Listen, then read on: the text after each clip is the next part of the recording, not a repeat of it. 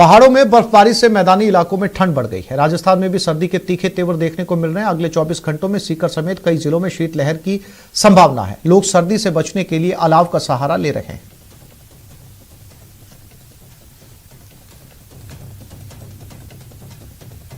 और ये 3 तस्वीरें झुंझुनू, सीकर, दौसा, कोहरा और पाले की चादर। ऐसे में सुबह सुबह सड़क पर निकलना भी अपने आप में बड़ा खतरनाक साबित हो रहा है, क्योंकि कोहरे की वजह से वाहन धीमी रफ्तार से चल रहे हैं और कई जगह से एक्सीडेंट की खबरें भी सामने आ रही हैं। पहाड़ों में बर्फबारी की वजह से यहां पर लगातार सर्दी बढ़ रही है और शीतलहर चलने की भी संभावना है। और फिलहाल इन 3 जिलों के अंदर सर्दी का सितम तस्वीरों के जरिए आप देख सकते हैं।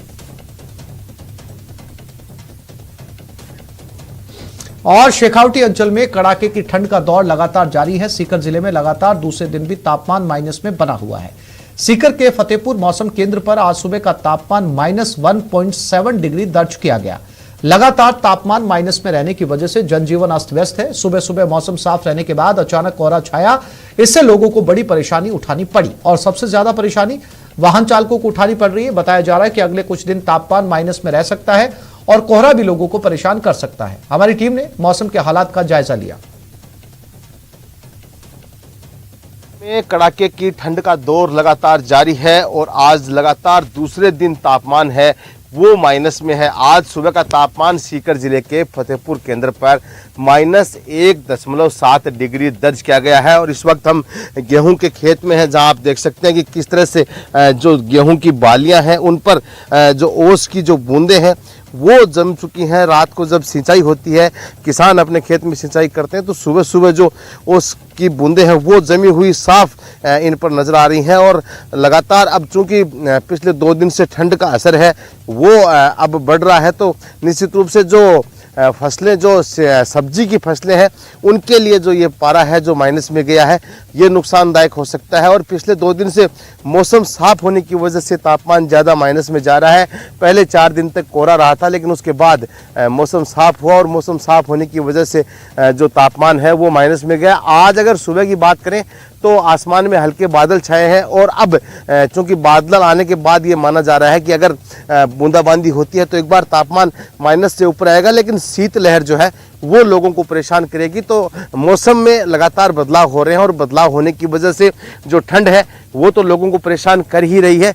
दूसरी तरफ जो तापमान है वो माइनस में गया है, वो भी एक जो सबसे ज़्यादा लोगों को परेशान कर रहा है। और माना जा रहा है कि अगले कुछ दिन में लगातार जो मौसम है उसमें बदलाव होंगे और जो तापमान है वो माइनस में भी रह सकता है। और जिस तरह से आज बादल आए हैं तो उससे ये भी माना जा सकता है कि एक बार बूंदाबांदी होने के बाद में तापमान है वो ऊपर आ सकता है और फिर से कोहरा है वो परेशान कर सकता है। संदीप हुड्डा, न्यूज़ 18, सीकर।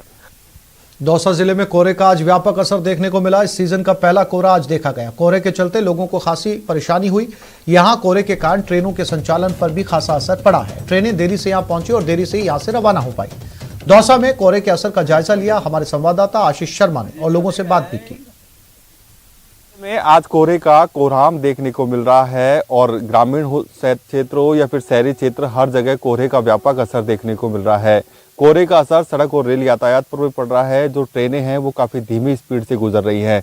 हम आपको पीछे तस्वीरें दिखाने की कोशिश करते हैं कि किस तरह कोहरे का असर देखने को मिल रहा है। विजिबिलिटी काफ़ी कम है और जो कोहरे के चलते जो पेड़ पौधे हैं वो भी दिखाई नहीं दे रहे हैं और जो लोग हैं वो अलाव जलाकर सर्दी से बचने का जतन करने की कोशिश कर रहे हैं। हम लोगों से बात करते हैं कि पिछले कुछ दिनों से जो सर्दी पड़ रही है उसका कितना पता, कितने दिन से सर्दी पड़ रही है, आज क्या असर है?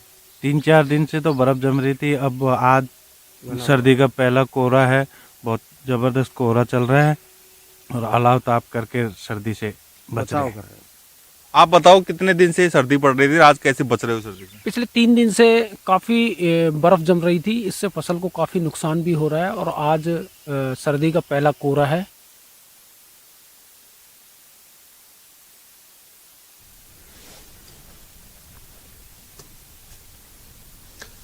तो इस बुलेटिन में फिलहाल इतना ही। नमस्कार।